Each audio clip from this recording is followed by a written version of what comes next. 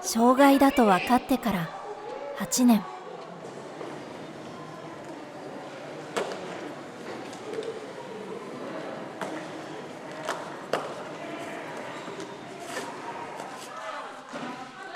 学校では身の回りのことは先生にやってもらいます。みーちゃん待っててね。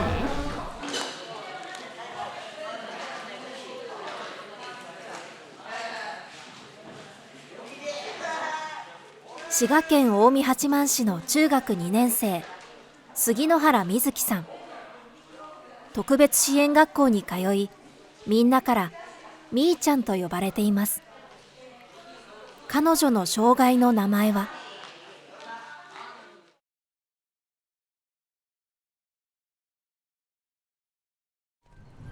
場面緘黙症は、極度の緊張や不安によって引き起こされる発達障害の一種。代表的な症状は、家では話すことができるのに、学校など人前では話せなくなってしまうというものです。主に2歳から5歳で発症し、小学生では500人に1人の割合でいるとされています。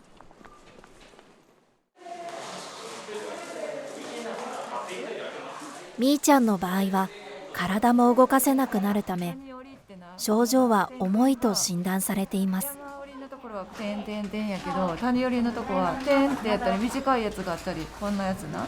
こういうところへんは待ってね。とってもちゃんと入れてね。頼んだよ、頼んだよ。しっかり持ってや。持ってや。ちょっと頼むでのり。しっかり持ってや。手を洗うこともトイレに行くこともできないことが多いため、学校に行くのは週に1回だけです。長野大学の高木淳也教授。日本では数少ない場面緘黙症の研究者です。全国各地から助けを求めて子どもと親が相談に訪れます。正直生理的に出せないのか、それともその意地を張って出さないのかっていうのがちょっと分からなくて、本人に聞いてもどっちか分からないっていう答えで、場面緘黙の症状っていうのは話せなくなってしまうっていう部分で、その他の動けなくなっちゃう部分は場面緘黙以外の社交不安症とか他の不安症が合併してるっていうふうに考えるのがいいと思うんですけども、話せないだけじゃなくて他にもできなくなっちゃうとか、その体が固まっちゃうみたいなことを併せ持ってる人が多いですね。みーちゃんが場面緘黙症だと分かったのは小学校に入る前。家ではしゃべる姿を知っている母親の千里さんにとっては信じがたいものでした。もう家の世界しか知らないんで、家では普通に喋ってるし、小学校に入学したら急に給食が食べれへんなったりとか、体の動きが今まで以上に大きくなったりとか、これのことを言うてはったんやみたいなのがようやく分かった。入学してから。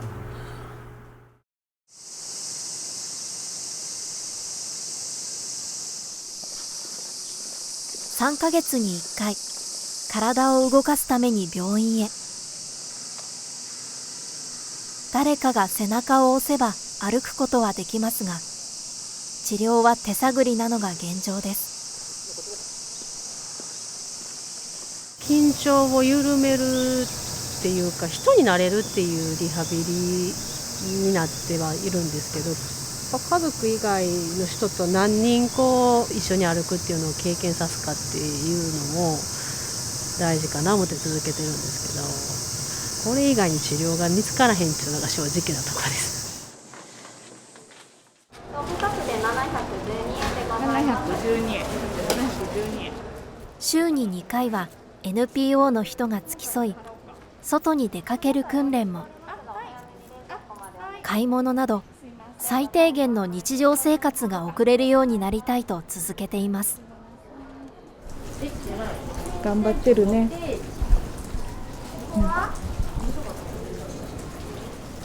気持ちいいな。あれなんやろ、めっちゃ飛んでる、ほら。ビリやな。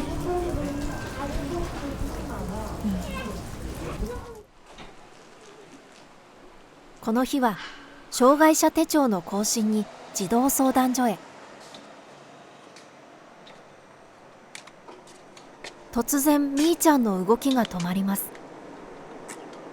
その瞬間は家族でも分かりません。それでも最後まで手を差し伸べないのは、できることを一つでも増やしてあげたいと願う親心です。2年前やったと思います、行ったの。その時は確か5歳児レベルって言われたと思います。知能から発達度合いとか全般で、内容的にはもう全然前回と変わらずの状態なんで。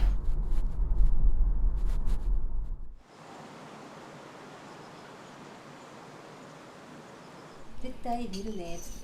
家族とだけは話すことができます。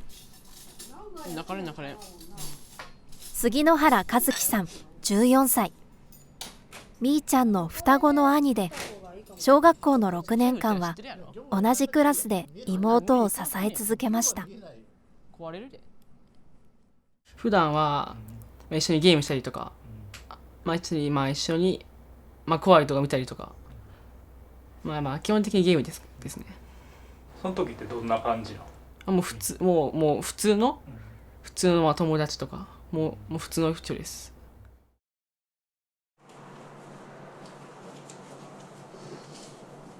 そんなみーちゃんには自然と動けるもう一つの時間があります。それは小学4年生で不登校になった時に始めたお菓子作り。夢中で作り続け、家族も驚く速さで上達しました。娘の隠れた才能に両親は借金をしてでもサポートすることを決意。障害の克服につながればと2年前、自宅近くにみーちゃんのお菓子工房をオープンしました。みーちゃんはこのお店の店長で、お母さんと2人で営んでいます。ただし営業は月に2回だけ。工房が見えるすりガラスは人になれるための工夫の一つです。場面緘黙症の少女が作るケーキ。そんな話を聞いて店にやってきた人が山藤久恵さん。かつて同じ障害がありました。リズキだいぶ大きくなりましたよ。この隅っこから出ようとしはらへんよ。あかんわ。もうお姉さんならはって。そうなんです。年頃。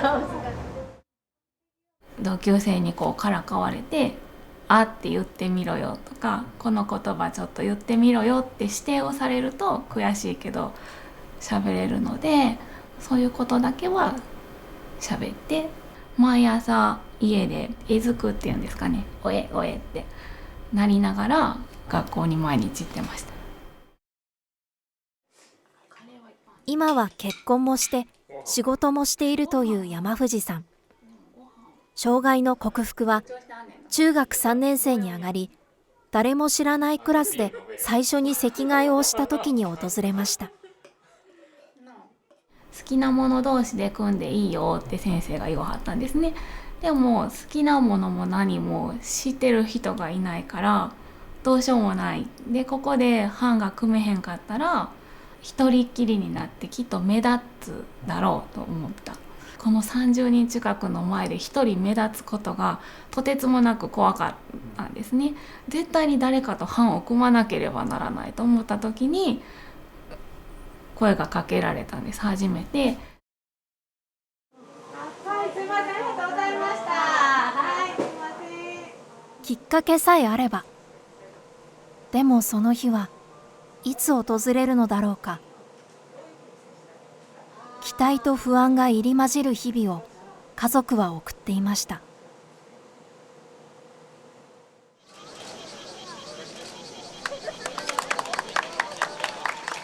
去年8月に行われた東京パラリンピックの聖火リレー。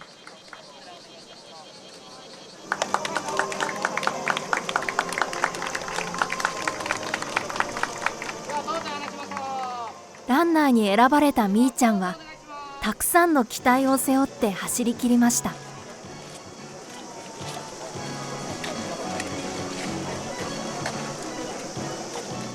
ほんまにあそこに立ててるだけであの子には普通の人の10倍も20倍も不安と緊張がもうだから心臓バクバクやったと思うんですけど、何年か先を見据えたらいろんな場所でケーキを作るっていうことがひょっとしたら、ね、これを機にできるかもしれんし。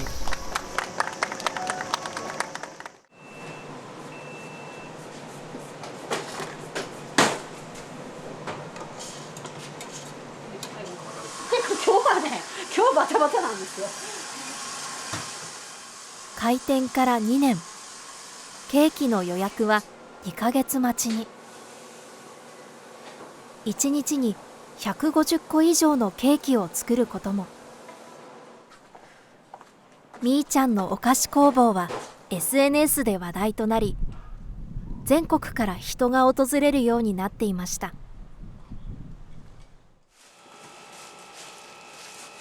家族が寝静まった深夜、工房で作業するお母さんの姿が、みーちゃんの自立に向けて今が正念場。見た感じ工房ではしっかりケーキも作れて人よりもすごいって言われることも多くなってきましたけど、一方で生活がしていけるかって、生活っていうのは金銭的なものじゃなくって、歩ける、呼吸する、座る、立つ、それができないんで、家から一歩出たら一人ではいかにこの5年10年で私らなしでも生きていける環境を作ってあげるかっていうのはもうすでに念頭に置いてやり始めてます。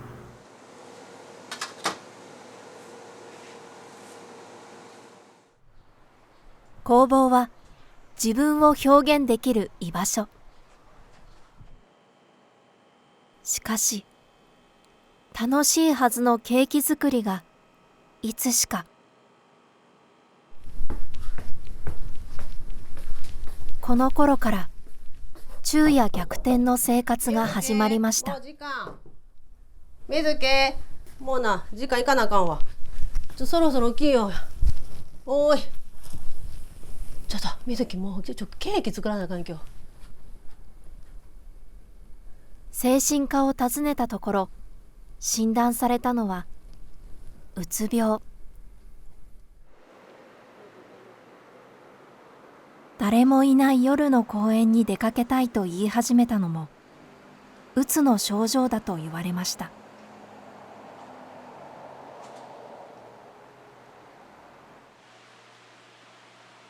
障害を乗り越え、夢を叶えてあげたいという母親の願いと、娘の心に生じた異変。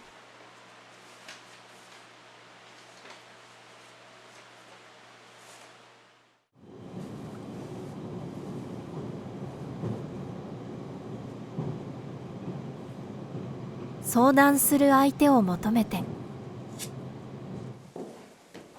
場面緘黙症の専門家、長野大学の高木教授のもとを訪ねました。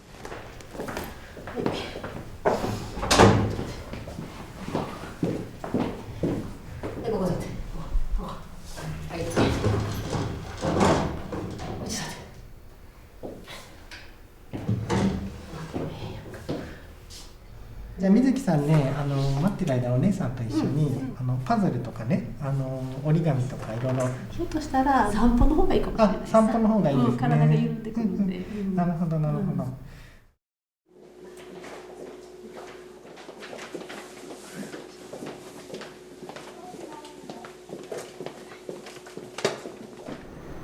これから私はどう接してあの子と接していったらいいかな、ちょっと場面科目に関して。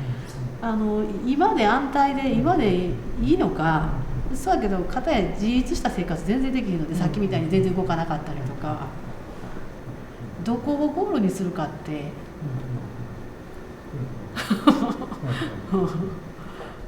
負荷上げすぎると、だんだんそれがためにこう鬱になってんのか、本人ね言わないんでわからないんですよ。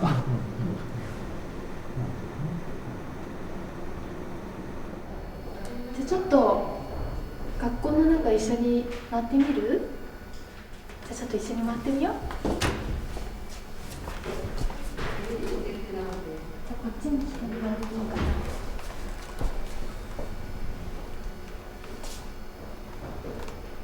まずこうもともとの見方として場面科目の子っていう見方をしてしまうと、ちょっと理解を誤るのかなっていうふうに思うんですね。場面科目の症状、科目症状っていうのは水木さんに出ている一つの側面であって、やっぱりいろんな負担がこう大きくね、積み重なってるっていうのはまあ間違いないでしょう。でやっぱりこれだけ人から注目されたりとか、あとまあこうねお金をもらうっていう仕事をしたりとか、でその一方で一般的な中学2年生の子が抱えている以上の負担がまあかかってるっていうふうに考えるのがまあおそらく妥当でしょうね。そうすると長い目で見て考えた時に、今何をするのかというと、とりあえず減らせる負担を減らしていって、で水木さんが楽に過ごせるようにしていくっていうことですよね。多分工房を始めた時というかケーキを作った頃っていうのはまあプレッシャーとかあんまりなくて、純粋な楽しみとしてやってたんだけども、やっぱり家族の期待や周りの期待があって、で成果があって注目されるっていう中で純粋な楽しみだけではできなくなってるっていうのは間違いないでしょうね。だからそこを一旦本人と相談しながら整理していく、でちょっと時間をかけて立て直していくっていうのが当面言えるべきことなのかなって思いますね。そうですね。改めて思うと確かにいろんなことを通り過ぎてる感はあるので、ちょっと短い期間のうちにいろいろ頑張りすぎちゃったっていう部分はありますよね。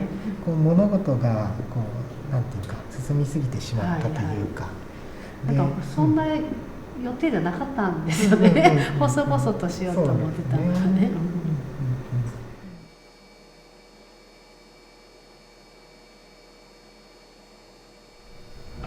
先生と喋るとなんかことが整理されて課題が明確になって、あ、そうやったわそうやったわっていうことが大きくありました。将来的にどこを目指すかっていうのも、どういうことを水木と一緒に動いていかなあかんのかなっていうのがちょっと私の中でストンと落ちたかなっていう感じですね。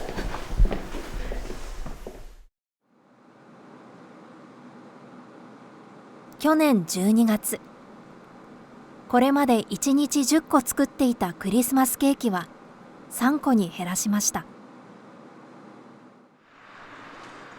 まだ中学2年生の少女。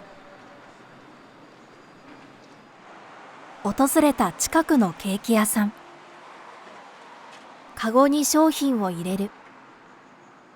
欲しいものを店の人に伝える。この日はできませんでした。でも大好きなケーキだけはできることを一つずつ増やすことから始めています。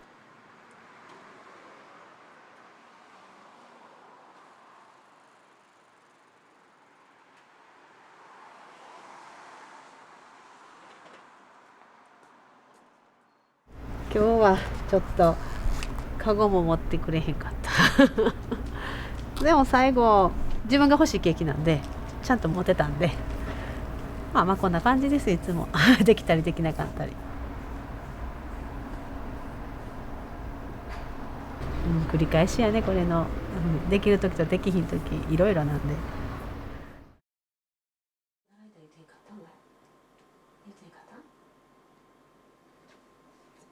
家族に支えられながら、将来の夢はケーキでみんなを笑顔にすることです。